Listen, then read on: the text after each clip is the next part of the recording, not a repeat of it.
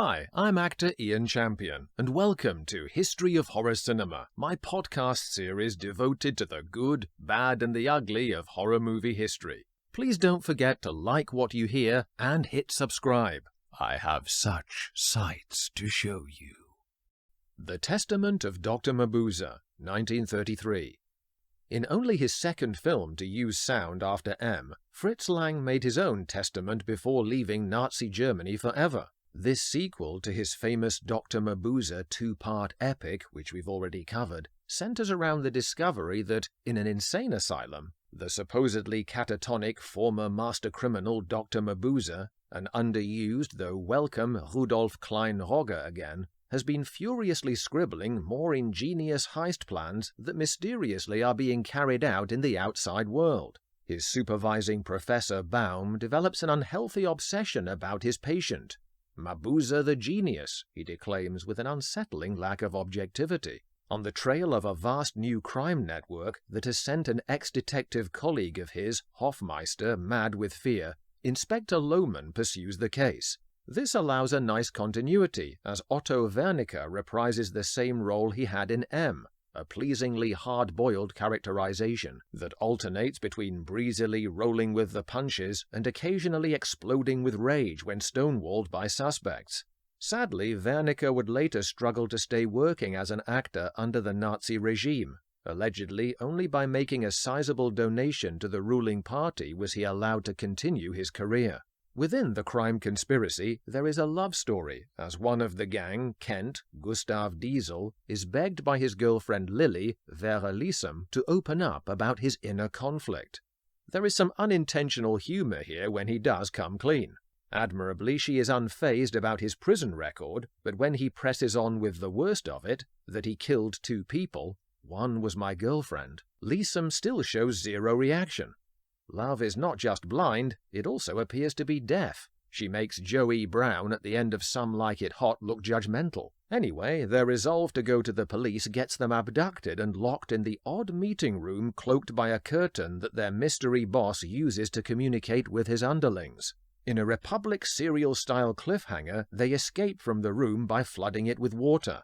Ultimately, it's revealed that it is the cracked Professor Baum who has taken up the mantle of continuing the supervillain Mabuse's work, masquerading as him with the aid of gramophone voice recordings and hiding behind that curtained-off area. Intriguingly, this device is not only reminiscent of the Wizard of Oz, but is it coincidental that the professor shares the same surname as the writer of the children's books, all of which were published long before the film? Baum is haunted by the excellently grotesque spectre of Mabuse himself, silent and reptile-eyed, who compels him to bomb a chemical plant before being cornered back at the asylum. A neat resolution sees Hofmeister here introduced to the spirit of Mabuse, thus ending his temporary insanity, while Baum is not so fortunate, his mental state now as shredded as the scribblings littered around him. He tears at them, spaced out, just like his mentor when Mabuse was captured 10 years before. Behind the scenes at the UFA studio, there were sinister alliances being made. In 1927, Alfred Hugenberg, the media magnate, had bought the studio, and after becoming an influential minister in Hitler's government, he placed it under allegiance to the Nazi Party in 1933. Hugenberg banned M and the Testament of Dr. Mabuse, but offered Lang continued work at the studio. The director declined, yet found an altogether more unwelcome fan instead. Lang's film earned him a summons from Joseph Goebbels, Hitler's wartime minister for propaganda, that same year. Goebbels had spotted that the main character was a mouthpiece for a criminal version of an identical manifesto to that of the Nazi Party. Nazism espoused that by erasing the structures of the present, only then could the 1,000 years of the Reich begin.